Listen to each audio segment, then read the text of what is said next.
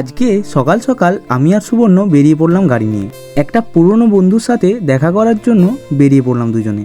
আমাদের পাশের গ্রামেই ওর ঘর, কিন্তু অনেক দিন দেখা হয়নি, তাই ভাবলাম দেখা করে আসি।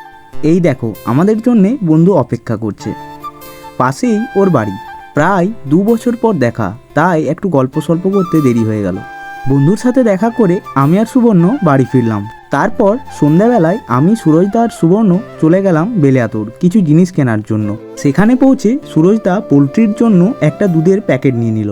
তারপর সুরজদা বলল চা খাওয়াবে, তার জন্য চলে গেলাম মাস্টারদার স্পেশাল চায়ের দোকানে। সেখান থেকে তিনজনে একটা করে চা নিয়ে খেয়ে নিলাম, খুব ভালো লাগলো। তারপর চলে গেলাম দশকর্মা ভান্ডারের দোকানে। সেখান থেকে সুবর্ণ পোলট্রি মুরগির জন্য 4টা ভিনিগার নিয়ে নিল। বেলিয়াতোড়ে সব কাজ শেষ করে চলে এলাম ছাঁদার। সেখান থেকে বাড়ির জন্য কিছুটা চিকেন নিয়ে নিলাম। সব কাজ শেষ করে বাড়ি ফিরলাম। বন্ধুরা, ভিডিওটা ভালো লাগলে লাইক এবং চ্যানেলটা সাবস্ক্রাইব করে দিও এরকম আরও মিনি ব্লগ দেখার জন্য।